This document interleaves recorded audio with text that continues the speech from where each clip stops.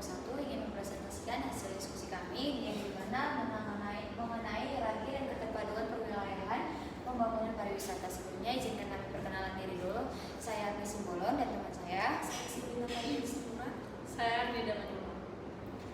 Baiklah, topik pertama akan dibawakan oleh saya. Kita masuk ke pendahuluan, di mana pariwisata merupakan salah satu sektor penting dalam pembangunan nasional. Perwilayahan pariwisata membantu mengatur distribusi aktivitas wisata agar lebih terencana. Hierarki dan keterpaduan wilayah diperlukan untuk mencegah tumpang tindih dan meningkatkan daya saing serta mendukung pembangunan berkelanjutan.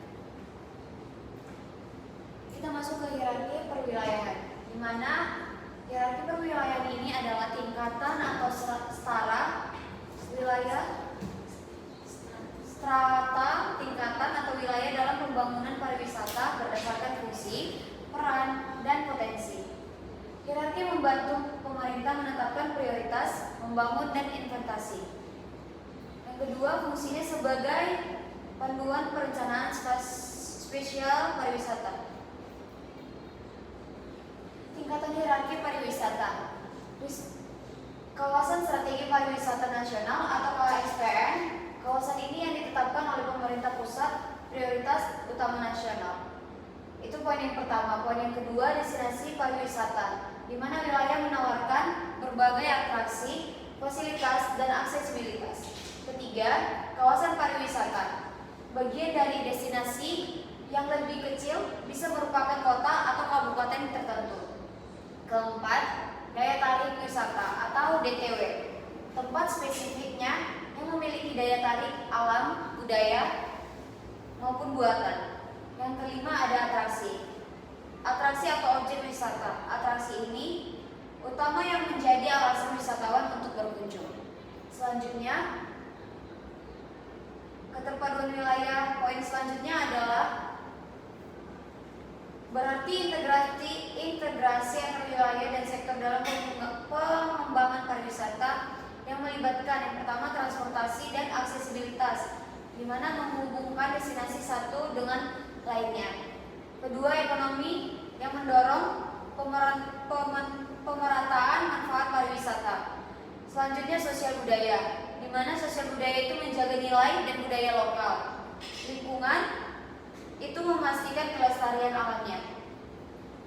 Di sini kita akan membahas isu utama yang akan dipresentasikan oleh rekan saya selanjutnya.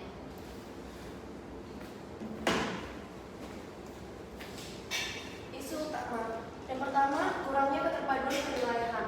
Antar destinasi dalam satu kawasan belum saling terhubung dengan baik, seperti aksesibilitas, transportasi, paket wisata terpadu. Yang kedua, perwilayahan pariwisata sering berdiri sendiri tanpa memperhatikan potensi kawasan sekitar.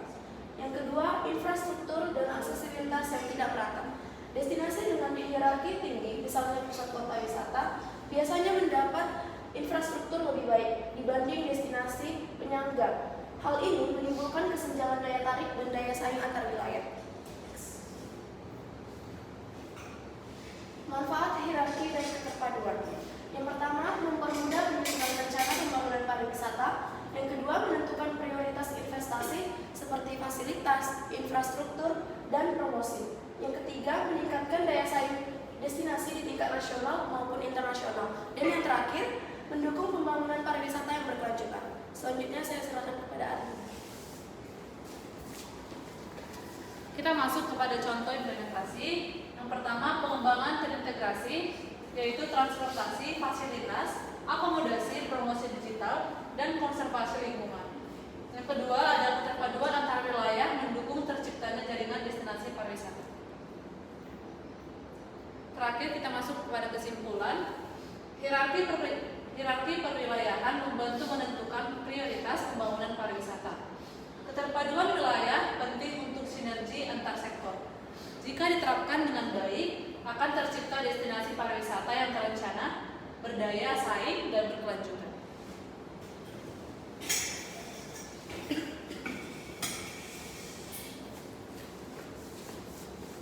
Baiklah, sekian hasil presentasi dari kami. Jika ada kesalahan kata ataupun yang kurangnya dari pemahaman materi, kita ucapkan Terima kasih. Selamat Selamat siang. siang.